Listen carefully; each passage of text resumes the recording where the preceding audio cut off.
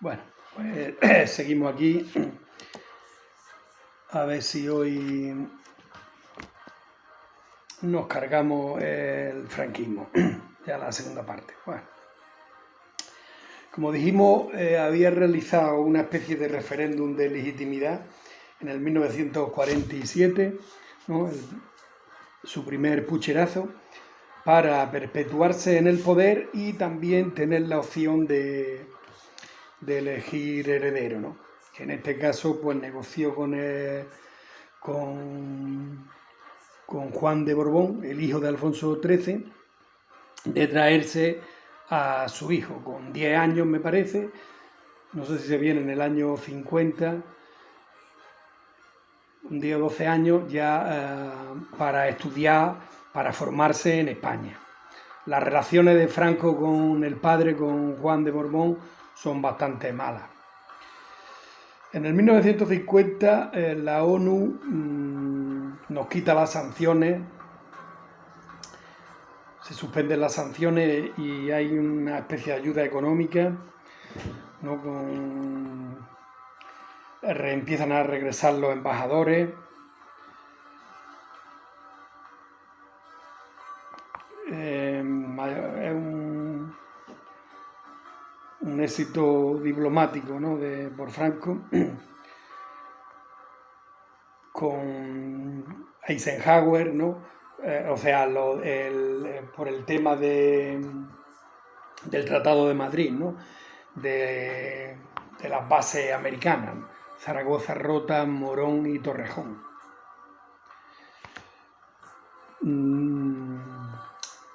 O sea, esto lo trata con eso, con Eisenhower, el sucesor de Truman.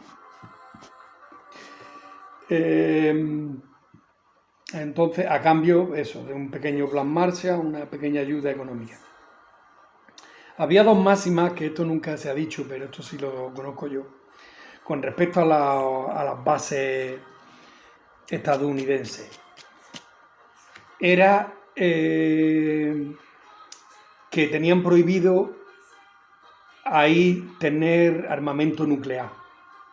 Eso estaba prohibido.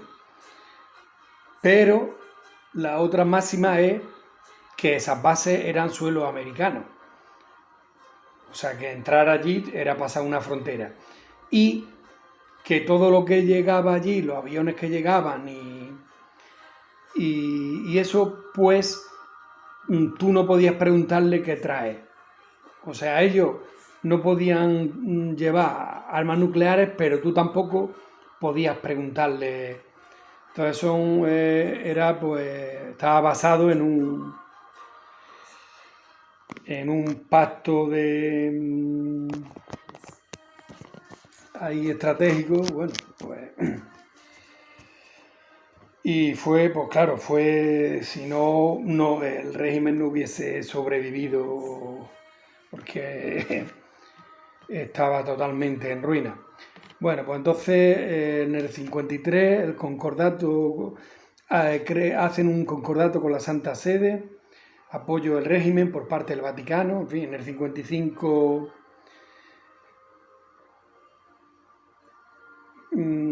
ingresa en la ONU, por tanto los 50 es la década dorada. En abril del 56 Mohamed V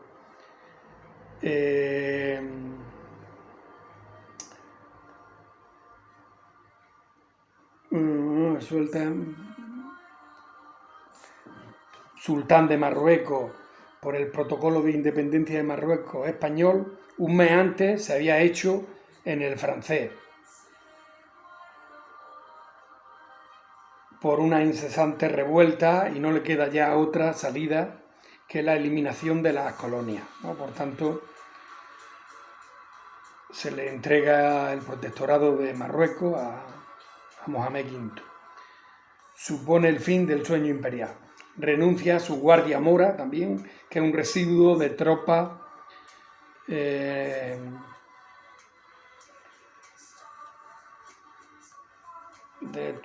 indígenas, bueno, o sea, de tropas todavía que era su guardia mora, todavía eran tropas de la guerra civil.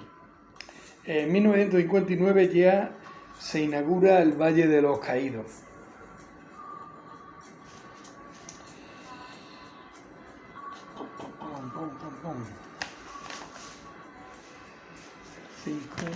El 6.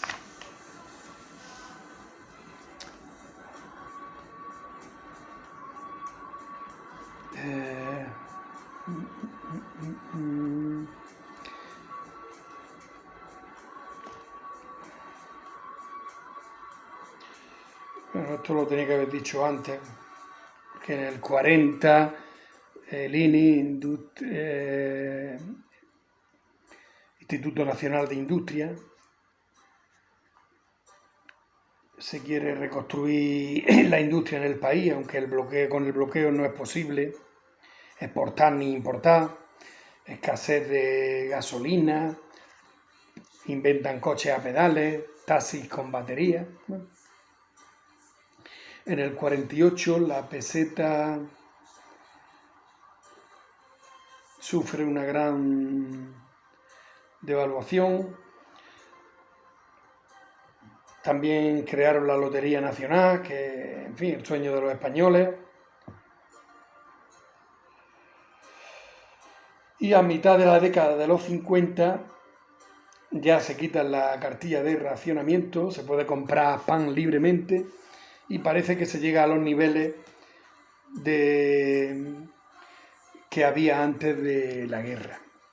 También empieza el éxodo del campo a la ciudad.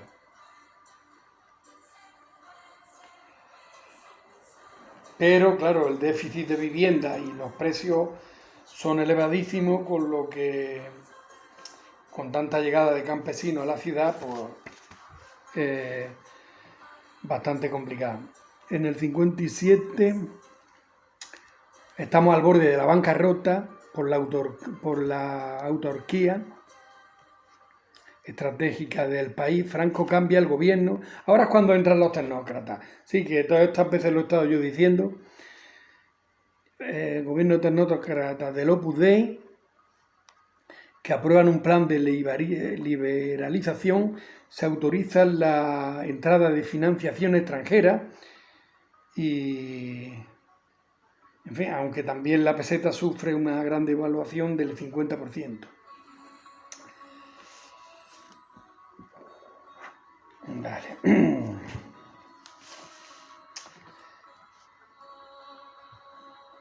Entonces hay el Producto Interior Bruto, hay un crecimiento superior al 7% anual. Todo esto trajo un despertar social, había que repartir el pastel, por tanto se sucedían nuevas huelgas, los estudiantes ya reclamaban la libertad, el Partido Comunista también ejercía oposición en el exilio y, por si fuera poco, también aparece la ETA en el País Vasco con su primera víctima, Militón Manzana, en 1968, jefe de la Brigada Político-Social, acusado de torturador y antiguo colaborador de la Gestapo. En 1968, Franco, por petición de la ONU, concede la independencia a Guinea Ecuatorial. Al año siguiente designa a don Juan Carlos como sucesor. En los 70, bueno,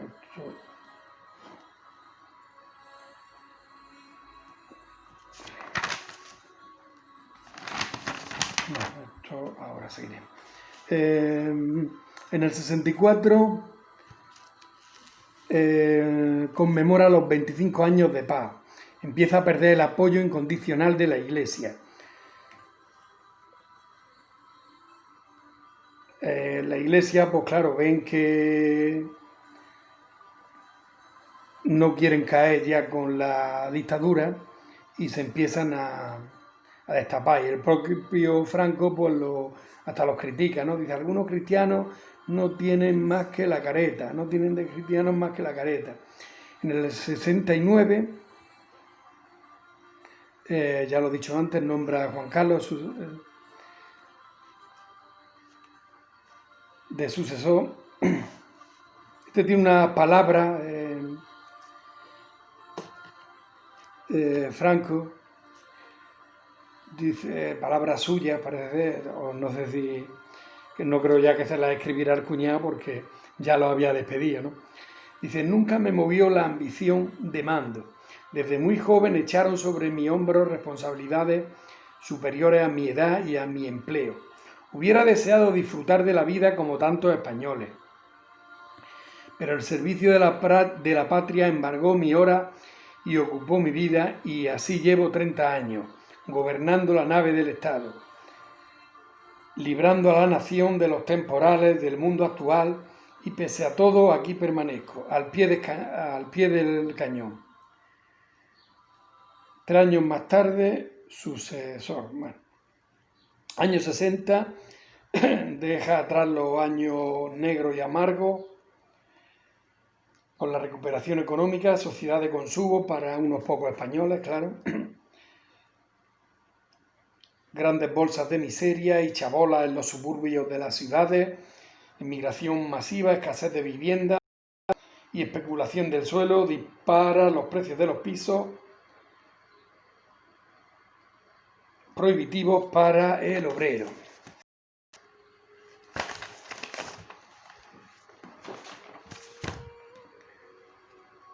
Reformas en empresas, ajustes de plantilla, desempleo, implantación del subsidio,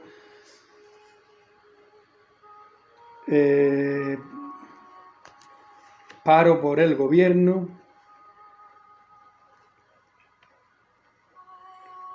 100.000 emigrantes, aquí ya es cuando empieza la emigración, 1 millón de emigrantes a Francia, Alemania, Suiza, envían divisas, desarrollo económico, lo del crecimiento medio del 7% anual, ¿no? Lo dijimos que era con gran parte gracias al envío de divisas, ¿no? de los emigrantes. Empieza también el turismo, al calor del sol y playa, Torremolinos, sobre todo, el auge espectacular. También eso nos va abriendo la mente socialmente, ¿no? De ver a la España puritana, queda deslumbrada con la libertad de las costumbres que rigen en la Europa supuestamente democrática. Bueno, por lo menos más libertades que aquí. En el 66, 30 años, Franco, los años 70 deja de ser agrario y subdesarrollado y empieza a ser ya de la entre 15 o 20 potencias del mundo. En renta per cápita, aproximadamente $1.000. Las clases medias empiezan a crecer. Bueno. Hay una generación que llega a la universidad, hijos de los vencedores, pero que no participaron en la guerra, han sido educados en el franquismo. La universidad tiene una mínima apertura, reformistas, comunistas.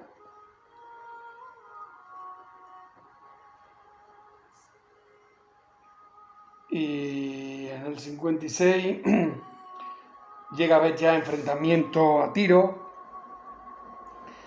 en las universidades, falangistas heridos, hay un estado de excepción, se cierra la universidad, los responsables de educación son cesados, medio centenar de estudiantes y catedráticos son detenidos y encarcelados. El régimen empieza a perder el control universitario. Por primera vez, esto ya en el 62, una huelga general en Asturias con comisiones obreras, País Vasco, estado de excepción. En junio del 62, en Múnich, se produce ahí un cuarto congreso del movimiento, no sé qué he puesto aquí. Bueno, la cosa es que son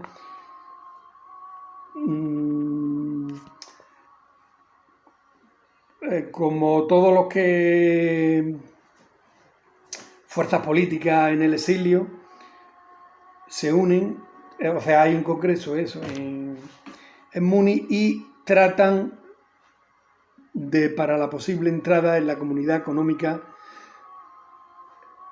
Europea.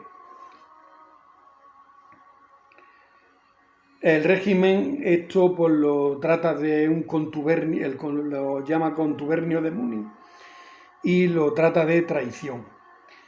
En Múnich pues se reúnen en la clandestinidad todas las fuerzas de de derecha, Gil Robles, Rodolfo Llopis del PSOE, Dionisio Ridruejo, que este era falangista, también del PC, que ya había abandonado el estalinismo y andaba ya por el camino de la reconciliación, ¿no?, con Carrillo.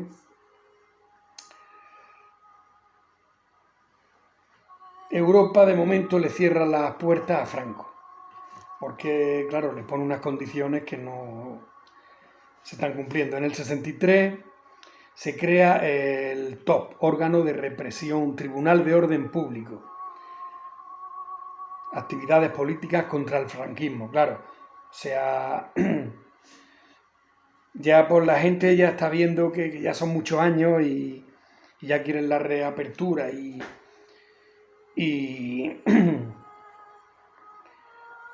sacerdotes vascos y en complicidad, qué letra más mala, macho, esto de ir corriendo. Esto, vamos, esto no lo averiguo yo y esto de hace 2 o 3 días. La reforma del Concilio Vaticano II, se acercan los curas a los obreros, tradicionalmente que habían estado las relaciones lejanas, entonces empiezan a acercarse, es cuando también nace el nacimiento de ETA, ¿no? Sabéis que ETA nace en un monasterio de cura, empiezan ya los sentimientos nacionalistas en el País Vasco y Cataluña debido al desarrollo económico. Se crea la Asamblea de Cataluña, la oposición al régimen, el PNV en el exilio y el nacionalismo radical de ETA, ¿no?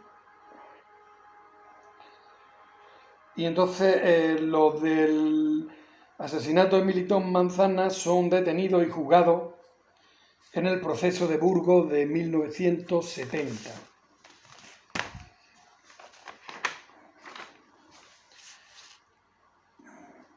Bueno, vamos a darle caña a esto.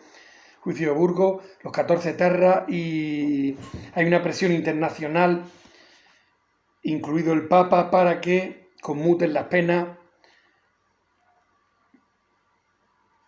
que no lo hizo. Carrero Blanco, presidente del gobierno, y es víctima de ETA también. Arias Navarro, y ya Franco prácticamente va teniendo los días contados. La caída de Salazar en Portugal en 1974, la marcha verde de Hassan II, ¿no?, que era el hijo de Mohamed V, que mandó toda la población civil sobre el Sáhara Occidental.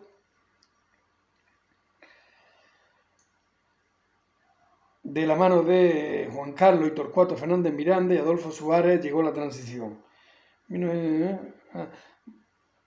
Bueno, pero esto no, aquí he corrido mucho. La factura esto ya lo he dicho, consigna de la época.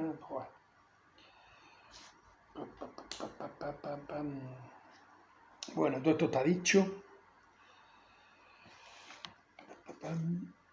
Esto también.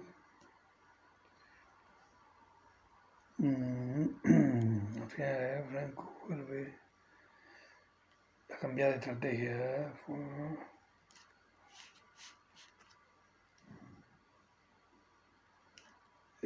Acaba.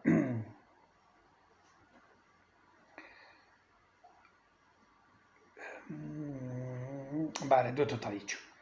Pues entonces, la libreta afuera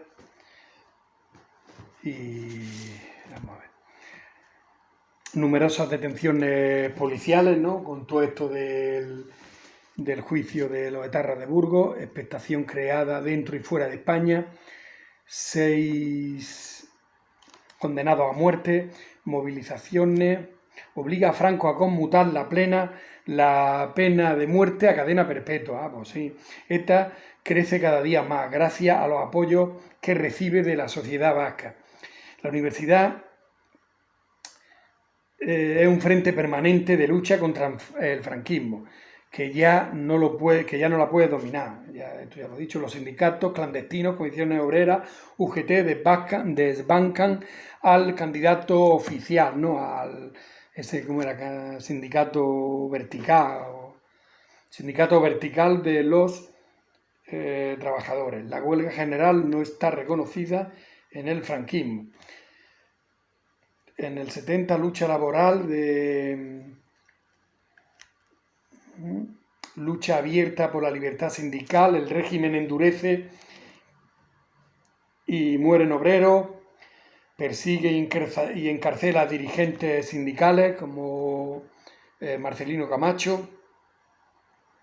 La Iglesia en los 70 se aleja del régimen, no está dispuesta a hundirse con el régimen, ¿no? La dictadura en el 1971, o sea, la Iglesia pide perdón en el 1971 por no haber sabido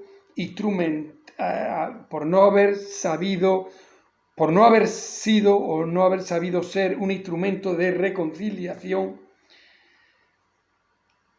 de la guerra civil, y se aleja del poder. La cárcel de Zamora se va llenando de clérigos rebeldes por su homilía. Joder.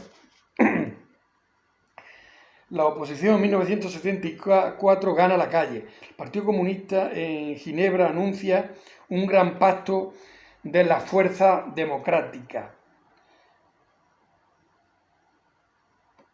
Junta Democrática de España, en 1974, Isidoro, en Suresnes. Isidoro es Felipe González y Suresnes es donde hacen ahí un congreso del Partido Socialista, y que porque todavía en esos momentos, ¿no? El Partido Socialista en el exilio y no sé quién sería, creo que era Llopis, y ahí hay una pequeña decisión y ahí se forma como un 10%, se van y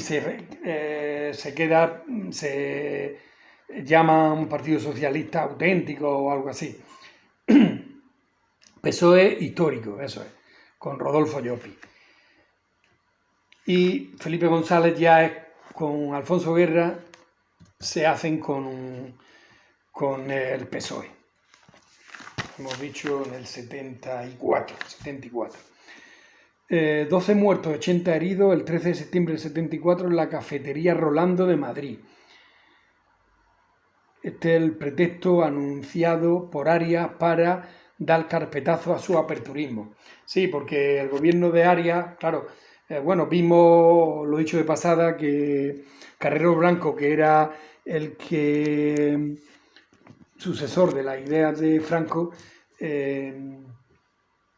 se lo carga a la ETA en un atentado monstruoso que salta por los aires, en fin, hay una película que está muy bien. Pues bueno, después está Arias Navarro, ¿no? Que este era de malagueño, pues con un pasado, en fin, ya algún día hablaremos, anuncia como una especie de aperturismo, pero con este atentado de la ETA pues da carpetazo. En el 70, debilidad, proceso de Burgos, está dicho. Franco renueva. En el 73, es que claro, está todo repetido. En el 73, cuando renueva con Carrero Blanco, ahí el franquismo está dividido en inmovilistas y aperturistas. Carrero Blanco, lógicamente, es inmovilista. Y oposición democrática al régimen, implacable.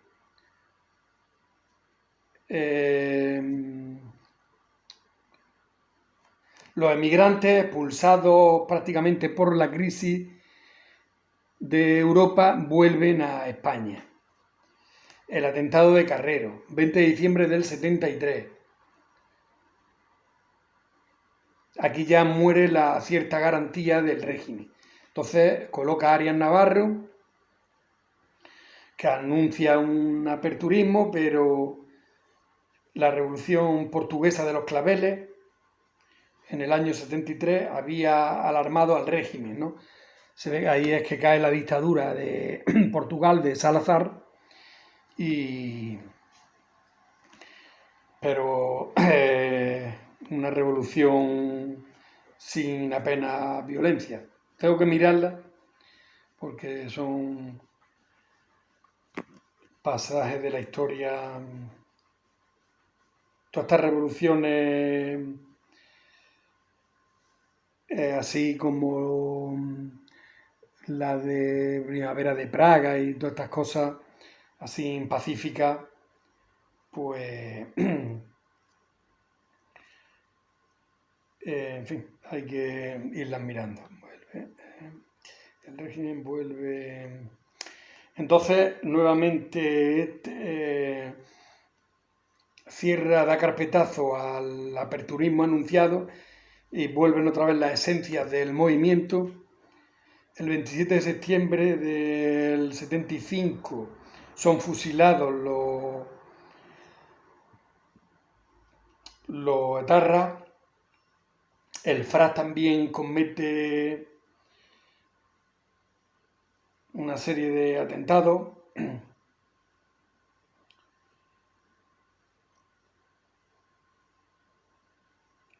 Y bueno, y ya con esto pues llegamos pues al 20 de noviembre del 75, que ya Franco muere. Está 2 días de exposición y, en fin, ya pues prácticamente en el Palacio Real.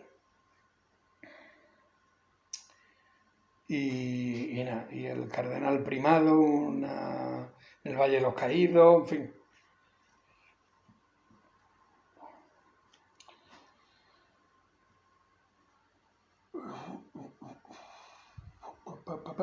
Españoles sueñan. Los españoles sueñan esperanzados con un futuro en libertad. Bueno, y el 28. En el 56, Mohamed V, esto lo había dicho. Y ya pues. O sea que en el 56 sí, Mohamed V consiguió la independencia de Marruecos, que tenía buenas relaciones de ambos estados debido a la ayuda en la Guerra Civil Española, pero a medida que Franco se fue apagando, las relaciones se fueron apagando, ¿no? Y luego, sobre todo ya con Hassan II, pues, y ya, pues eso, ya viendo la debilidad del régimen, pues fue cuando mandó la Marcha Verde sobre el Sáhara, que esto también, la historia del Sáhara, la de Sidi Ifni, haremos capítulos aparte. La población civil, unos 300.000 personas, 2 días antes de que el dictador abandonara, o sea, de que muriera el dictador. Y entonces abandonamos el Sáhara permitiendo la invasión marroquí, cerrando un capítulo de nuestra historia, el último capítulo de nuestra historia colonial. Y bueno, y el siguiente ya es la transición. Siguiente es la transición, que prácticamente la transición y, pues, a ver, 12, 13,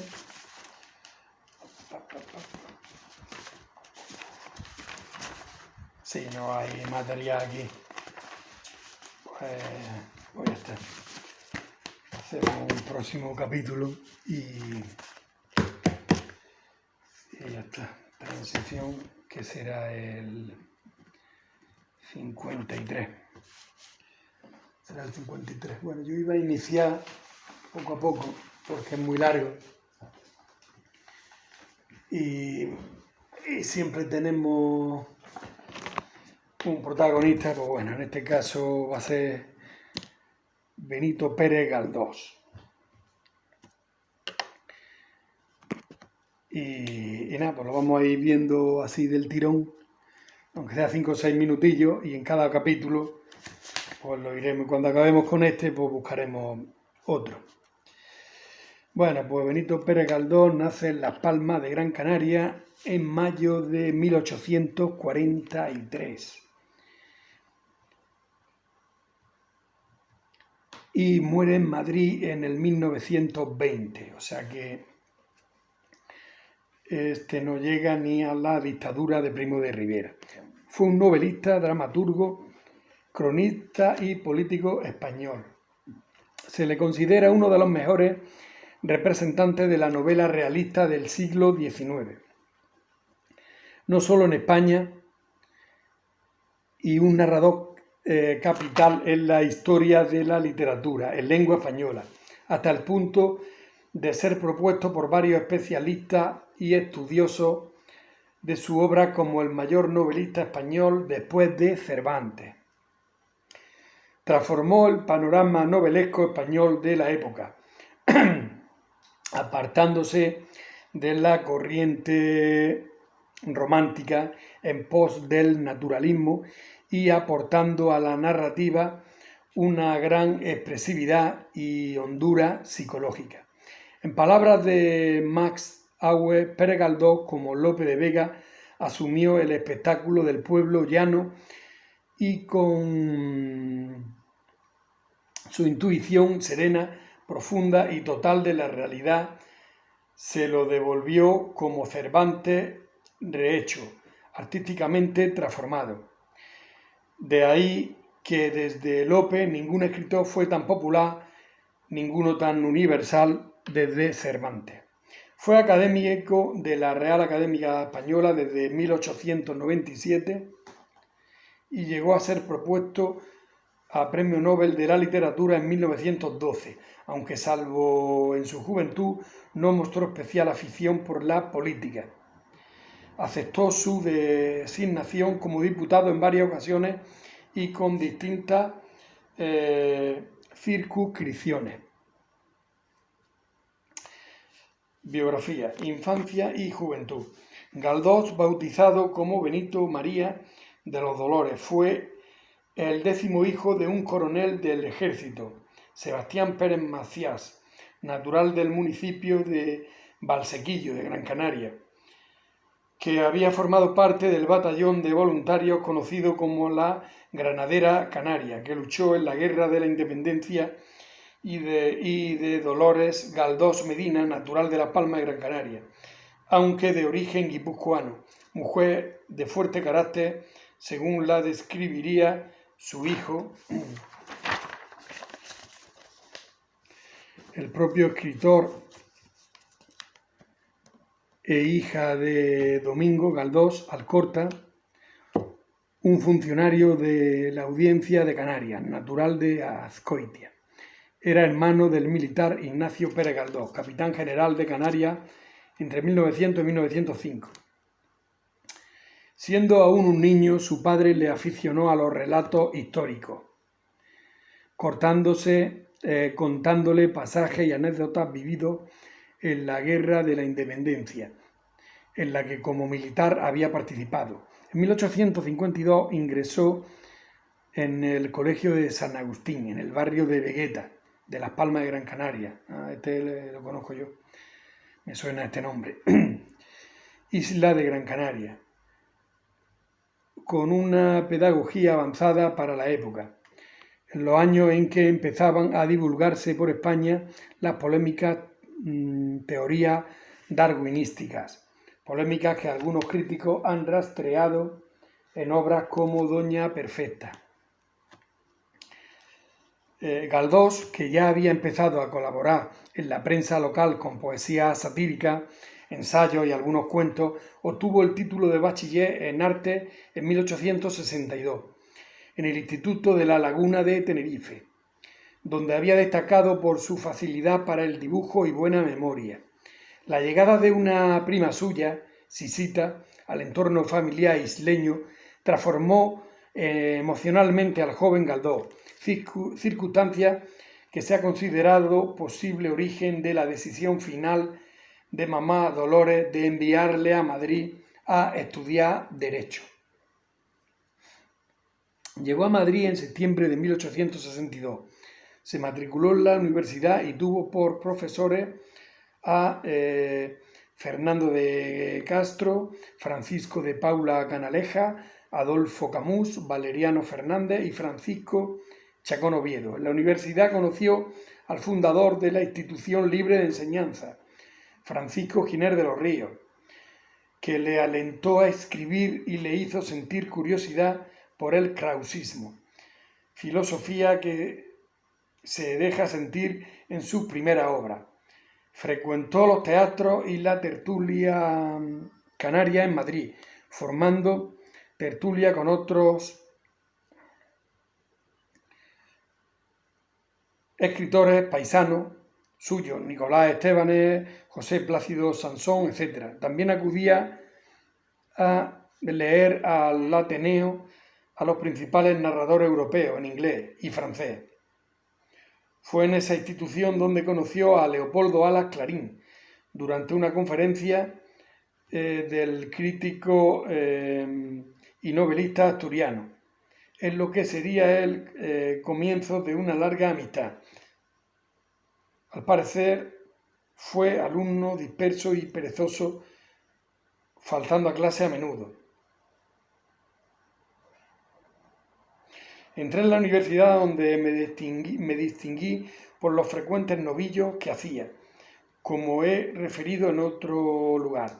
Escapándome de las cátedras, ganduleaba por las calles, plazas y callejuelas, gozando en observar la vida bulliciosa de esta ingente y abigarrada capital. Estos son memorias de un desmemoriado, capítulo 2. Pues nada, lo vamos a dejar aquí y en el próximo capítulo pues le daremos otro adelanto. Pues nada, pues ya hemos acabado con esta etapa negra de nuestra historia y